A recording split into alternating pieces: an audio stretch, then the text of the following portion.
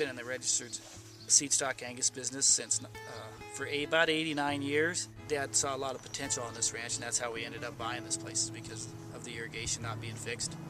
We fixed that up, and and we've grown from that original 2,000 acres to where between Jim and I we operate on about 50,000 acres. I like a little bit of everything. The calving when it first starts is a lot of just fun. By the time you're done, it's not so fun.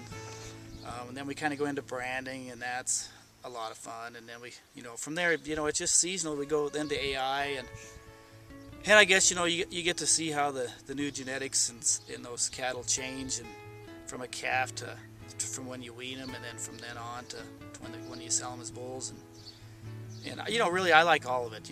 I like the summer, going up to our summer country and riding and doctoring and checking cattle, watching for wolves. And after our sale to all of our customers, we deliver bulls. And on those trips, I like to go out and see the different ranchers and the way they do things. Any resource-based industry in this state, just because of the politics and with all the environmental pressure that we have nationally and statewide, it's a challenge. The ranchers are really, I would say, truly the first conservationists.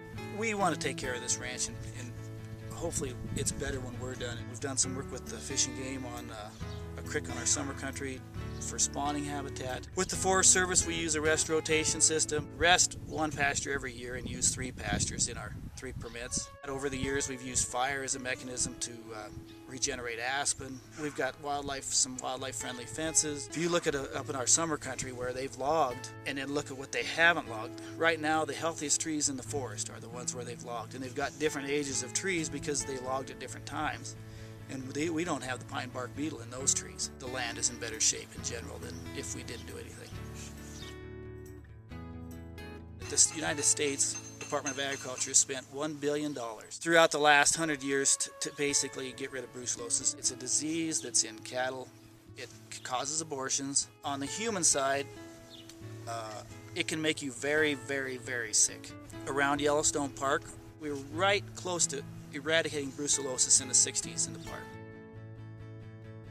There are buffalo corrals there where they actually did vaccinate. We're going to create a couple zones, and basically if the buffalo come out into those zones, we're going to test and slaughter. That means if they come out and they test positive, they're going to slaughter those bison so that we do not get a disease move into cattle.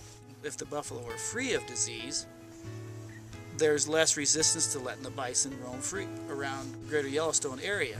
To me, it's almost shameful to basically quit and then let the brucellosis get carried away again in the park.